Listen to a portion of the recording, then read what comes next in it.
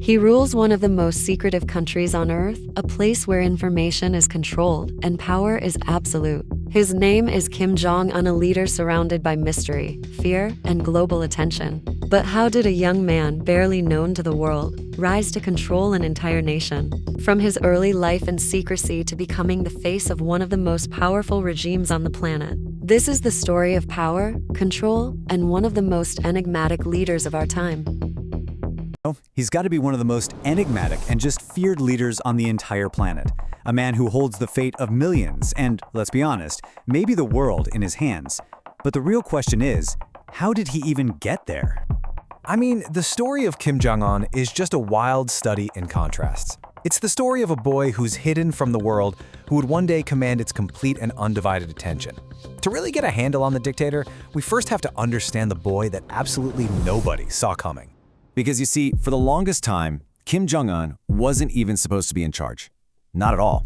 He wasn't the chosen one. He was more like the forgotten son, living this secret life thousands of miles away from home. So, picture this. Under a fake name, Pak Un, pretending to be the son of an embassy worker, the future supreme leader of North Korea was, well, he was just another kid in a Swiss public school. His old classmates remember him as being pretty awkward with girls, totally obsessed with Michael Jordan and the Chicago Bulls, and he'd spend hours just drawing his basketball heroes. Politics? Nah, didn't seem interested. By all accounts, he was completely unremarkable. Meanwhile, back home, the whole succession plan was basically set in stone, and he wasn't in it. The heir apparent was his older half-brother, Kim Jong-nam. But their father, Kim Jong-il, he saw something different. His personal chef later said that the leader thought his oldest son was just too soft. But Jong-un, he was described as being the spitting image of his dad, in his temperament, his ruthlessness, and his ambition. And then, a moment of just sheer absurdity completely changes the course of history. In 2001, Kim Jong-nam gets arrested at a Tokyo airport, and his big crime? He was trying to sneak into Japan on a fake passport to go to Tokyo Disneyland. The international embarrassment was just immense. He was cast out, and boom, just like that, the path for the quiet, basketball-loving younger brother was suddenly wide open. After that, his rise was just meteoric and brutally efficient. By 2009, he was secretly anointed as the next in line. A year later, he's made a 4-star general, which is stunning for a guy with zero military experience, but it was all about building his reputation with the army. Then, when his father died in December 2011, state TV immediately announced this young, pretty much unknown man as the great successor. The dynasty had its third king. But look, inheriting the throne and actually keeping it are two very, very different things. This young, inexperienced leader was surrounded by old guard generals and powerful relatives who had been loyal to his father for decades. His position was anything but safe. He absolutely knew he had to prove that he was not that shy boy from Switzerland anymore. He had to be a leader that people feared. So he began this systematic, brutal purge to eliminate any threat, real, perceived, or even potential, to his absolute rule. The first major target sent a terrifying message to the entire North Korean elite. And this wasn't just some political rival. Jang Song-taek was Kim's own uncle, the very man who had helped guide him into power. He was publicly branded a traitor and executed. The message could not have been clearer. Nobody is safe. Family means nothing when it comes to absolute power. And then came the final shocking move. His older half-brother, the one who loved Disneyland, was attacked in a Malaysian airport. In public.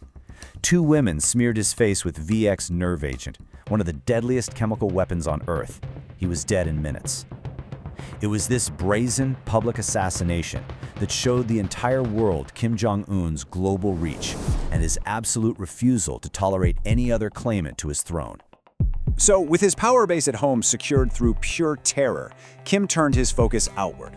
He was going to fulfill the ultimate dream of his father and grandfather, to make North Korea an undeniable nuclear power. He called his grand strategy Byongjin. Now, the idea was pretty simple on paper. Pursue 2 big goals at the same time. Develop the economy to keep people happy, and develop nuclear weapons to keep foreign enemies away. But in reality, one of those goals was going to get way more attention than the other. 226. That number, that tells you everything you need to know about the speed of his ambition. From the time he took power until 2023, Kim Jong Un ordered at least 226 missile tests. This wasn't just practice. It was a relentless campaign to perfect everything from short-range weapons to submarine-launched missiles, and it completely transformed his country's arsenal. And to put that in perspective for you, in over 60 years of rule, his grandfather and his father combined conducted around 35 missile tests. Kim Jong Un blew past that total many, many times over in just his first decade. This was an all-out sprint to become a nuclear state. And then in 2017, he basically achieved his goal, the successful launch of the Hwasong-15 intercontinental ballistic missile. Well, it changed the strategic game for the entire world. For the first time, North Korea had a credible weapon that could, at least in theory, drop a nuclear warhead anywhere in the United States. The shy schoolboy from Switzerland now held America's cities hostage.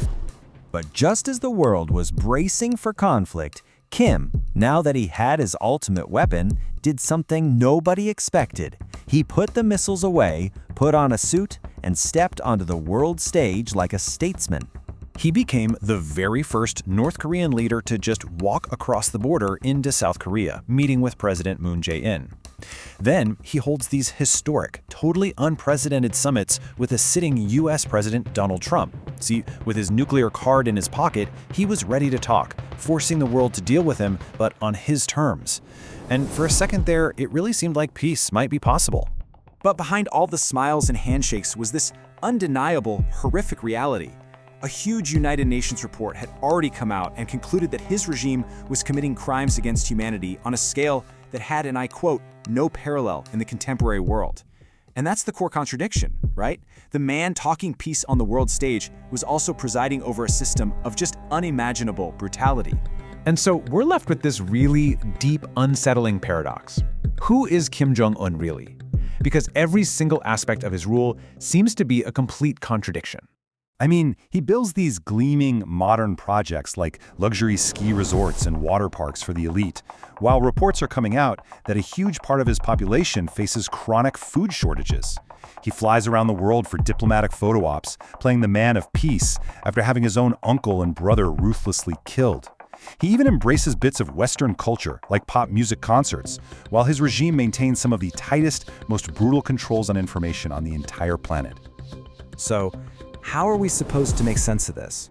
Is he some kind of modernizer, trying to reform his country and secure its place in the world?